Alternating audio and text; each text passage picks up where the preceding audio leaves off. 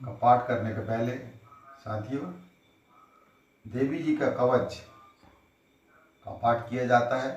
कवच का मतलब होता है कि जिसके प्रभाव से हमको आपको या देवी जी के भक्त को किसी प्रकार की बाहरी शक्ति का कोई प्रभाव नहीं होता। इसलिए मार्कंड ऋषि बोलते हैं कि हे पितामह अर्थात ब्रह्मा जी को मार्कंड ऋषि बोलते हैं कि आप हमें कोई ऐसा परम गुप्त साधन बताइए जिसके द्वारा मनुष्य की सही प्रकार से रक्षा हो और जो अभी तक आपने किसी को बताया भी ना हो। इस प्रकार के प्रश्न मार्कंड ऋषि पितामह से करते हैं। तो ब्रह्मा जी क्या बोलते हैं कि हे विप्रवर, इस प्रकार का साधन तो परम पवित्र एवं परम गुप्त देवी जी का ही कवच हो सकता है। इसी से प्राणी मात्र का कल्याण एवं सब प्रकार की रक्षा होती है। उसे सुनिए। देवी जी की 9 मूर्तियों के नाम इस प्रकार से है। तो श्रोताओं से निवेदन है कि सुनेंगे। पहली देवी का नाम शैलपुत्री, दूसरी ब्रह्मचारिणी, तीसरी का नाम चंद्रघंटा, चौथी माँ का नाम कूष्मांडा, पांचवी माँ का नाम स्कंद माता, छठी माता का नाम कात्यायनी और सातवीं माता का नाम कालरात्रि, आठवीं माँ का नाम महागौरी और नौवीं माँ का नाम सिद्धिदात्री है। इस प्रकार जो मनुष्य अग्नि में जल रहा हो, युद्ध भूमि में शत्रुओं के मध्य फंस गया हो अथवा घोर संकट से ग्रस्त हो, वह मनुष्य यदि भगवती की शरण में पहुंच जाए तो उसके घोर से भी घोर संकट दूर हो जाते हैं। जो भक्ति भाव से देवी जी का स्मरण करते हैं उनकी सही प्रकार से उन्नति होती है। हे भगवती, जो भी आपका स्मरण करते हैं निसंशय उनकी आप रक्षा करती हो। प्रेत की सवारी करने वाली चामुंडा देवी है। बाराही महिष पर सवार करती है, ऐन्द्री हाथी पर, वैष्णवी गरुड़ पर, महेश्वरी बैल पर, कौमारी मोर पर और लक्ष्मी माँ जो है कमल के आसन पर विराजमान है। श्वेत रूप धारण करने वाली वृषभ के वाहन वाली ईश्वरी देवी है। हंस पर चढ़ी हुई सभी आभूषणों से भूषित ब्राह्मी देवी है अर्थात सरस्वती माँ। इस प्रकार अनेक प्रकार के रत्नों से विभूषित सभी योग शक्तियों से संयुक्त ये सब माताएं हैं। यह सभी देवियां क्रोध युक्त मुद्रा में रथों पर सवार होकर के दर्शन देती है। ये शंख चक्र गदा शक्ति हल मूसल खेटक तोमर परशु पास कुंत त्रिशूल उत्तम आयुध सारंग धनुष इत्यादि अस्त्र शस्त्र देते हुए शरीर नाश के लिए, भक्तों को अभय देने के लिए एवं देवताओं के हित के लिए धारण करती है। इस प्रकार ब्रह्मा जी बोलते हैं। और हे देवी, आपके दर्शन कठिन हैं। शत्रुओं के भय को बढ़ाने वाली देवी जी मेरी रक्षा कीजिए। पूर्व दिशा में मेरी रक्षा ऐन्द्री देवी करें, अग्नि कोण में अग्नि देवता, दक्षिण में वाराही, नैऋत्य कोण में खड़ग धारिणी, पश्चिम में वारुणी, वायु कोण में मृगवाहिनी, उत्तर में कौमारी, ईशान कोण में शूलधारिणी। ऊपर ब्रह्मा जी, नीचे वैष्णवी देवी रक्षा करें। इस प्रकार सौवाहिनी चामुंडा देवी 10 दिशाओं में मेरी रक्षा करें। जया मेरे आगे की, विजया मेरे पीछे की, बाई और अजिता दाई और अपराजिता रक्षा करें। उद्धोतनी मेरी शिखा की, उमा मेरे मस्तक पर विराज कर, भोहे की यशवनी भोहे के मध्य में त्रिनेत्रा, नासिकाओं की यशघंटा देवी, नेत्रों के मध्य में शंखिनी, कानों की द्वारवासिनी, कपोलों की कालिका, कानों के मूल देश की शांकरी देवी रक्षा करे। नासिका की सुगंधा, ऊपर के ओंठ की चर्चिका, नीचे के ओंठ की अमृतकला एवं जिह्वा की सरस्वती देवी रक्षा करती है। दांतों की कौमारी, कंठ की चंडिका, गले की चित्रघंटा, तालु प्रदेश की महामाया रक्षा करें। चिबुक की कामाक्षी, वाणी की सर्वमंगला, ग्रीवा की भद्रकाली, पृष्ठ अस्थियों की धनुर्धरी रक्षा करे।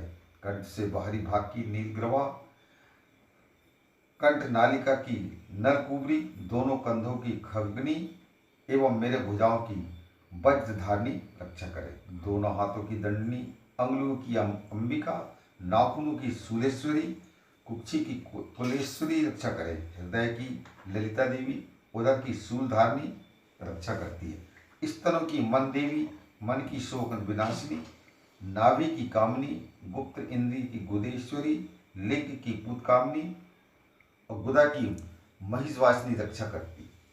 कटी की भगवती, घुटनों की विध्वं बिंदवासिनी, जंघाओं की महाबली देवी रक्षा करे।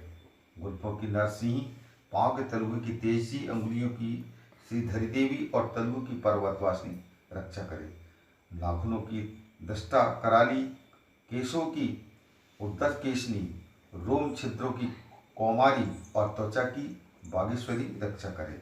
रक्त मज्जा वसा मांस अस्थियों एवं मेदे की पार्वती, अतड़ियों की कालरात्रि, पित्त की मुकेश्वरी रक्षा करे। पद्मकोश की पद्मावती, कप की चूड़ामणि, नाखूनों के तेज की ज्वालामुखी, सभी संधियों की अभेद्या देवी रक्षा करे। हे ब्राह्मणी, आप मेरे वीर की रक्षा करें। छाया की छत्रेश्वरी और मन बुद्धि अहंकार की धर्मधानी रक्षा करें। प्राणों की कल्याण शोभना और शब्द स्पर्श रूप रस गंध, इन 5 इंद्रियों की योगिनी रक्षा करती। सत्व रज तम की नारायणी सर्वदा रक्षा करे। आयु की वाराही, धर्म की वैष्णवी, यश एवं कीर्ति की लक्ष्मी तथा धन विद्या की चक्रिणी रक्षा करे। इंद्राणी मेरे गोत्र की, चंडिका मेरे पशुओं की, महालक्ष्मी मेरे पुत्रों की, भैरवी भार्या की रक्षा करे। मेरे पद की सुपथा, मार्ग की क्षेमकरी, राजा के दरबार में महालक्ष्मी एवं सभी दिशाओं में स्थिर होकर के विजया मेरी रक्षा करे। और जो भी स्थान कवच में नहीं आए और जो आरक्षित हैं उन स्थानों की पापनाशिनी जयंती देवी रक्षा करे। मनुष्य यदि अपना मंगल चाहता है तो एक कदम भी बिना कवच के कहीं नहीं जाना चाहिए। हे श्रोतागणों, मैंने आपको पहले ही बताया था कि अपना मंगल यदि मनुष्य चाहता है तो माँ के कवच का पाठ करने के बाद ही मनुष्य को घर से बाहर निकलना चाहिए, जिससे वह सदा सर्वदा सुरक्षित रहता है। वही से उसे धन का लाभ तथा सभी कामनाओं की सिद्धि भी प्राप्त होती है। पृथ्वी पर उस पुरुष को ऐश्वर्य एवं अतुल संपत्ति प्राप्त होती है और वह मनुष्य निर्भर हो जाता है, निर्भय हो जाता है। युद्ध भूमि में कोई भी उसे नहीं जीत सकता। त्रिलोक भर में उसकी पूजा होती है। यह देवी कवच देवताओं को दुर्लभ है। इसको अत्यंत श्रद्धा के साथ सावधान होकर के जो तीनों संध्याओं में नित्य पढ़ लेता है उसे देवी कला प्राप्त हो जाती है। कोई भी उसे तीनों लोकों में पराजित नहीं कर सकता। उसे अकाल मृत्यु नहीं आती। वह 100 वर्ष से भी अधिक आयु पाता है। यह कवच उसका तेज, यश और कीर्ति बढ़ा देता है। चंडी पाठ करने वाला पहले कवच पाठ कर ले। जब तक पर्वत वन कानूनों के साथ यह पृथ्वी टिकी रहती है तब तक ऐसे पुरुष की संतति होने पर महामाया की कृपा से सौरभ देव दुर्लभ परम स्थान की प्राप्ति होती है। सुंदर रूप को पाकर के वह सदा शिव के साथ आनंद पाता है। इस प्रकार से माँ भगवती का ये देवी कवच मैंने आपको सुनाया, तो हो सके आपको पसंद आया होगा। जय माता दी। प्रिय सज्जनों, श्रोतागणों, अब मैं माता जी के अर्गला स्त्रोत का पाठ कर रहा हूँ, कृपया सुनिए। श्री मार्कंडी जी बोलते हैं कि जयंती मंगला काली, भद्रकाली कपालिनी, दुर्गा क्षमा सेवाधात्री, स्वाहा स्वधा आदि देवियों को मेरा नमस्कार हो। हे चामुंडी देवी, समस्त प्राणियों के दुख निवारण करने वाली, आपकी जय हो।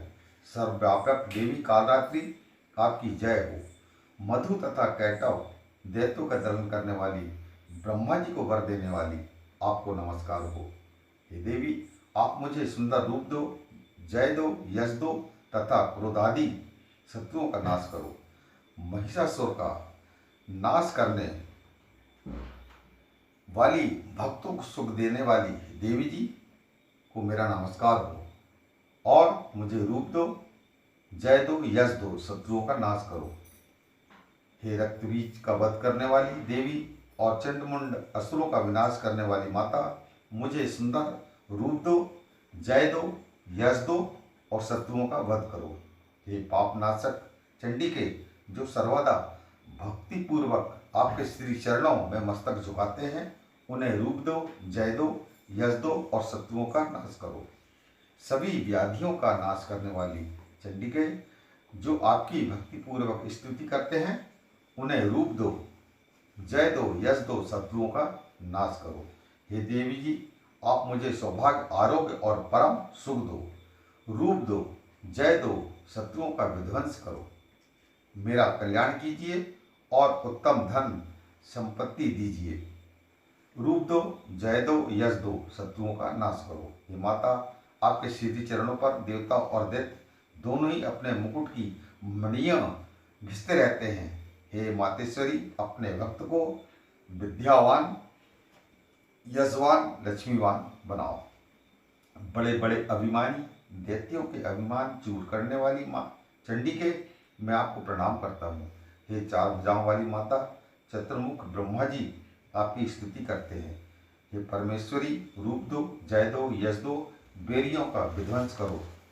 श्री पार्वती के पति महादेव जी से स्तुति, हे परमेश्वरी, रूप दो, जय दो, यश दो और शत्रुओं का नाश करो। हे देवी, आप तो कठोर भुजदंड रखने वाले दैत्यों का भी घमंड नाश कर देती हो।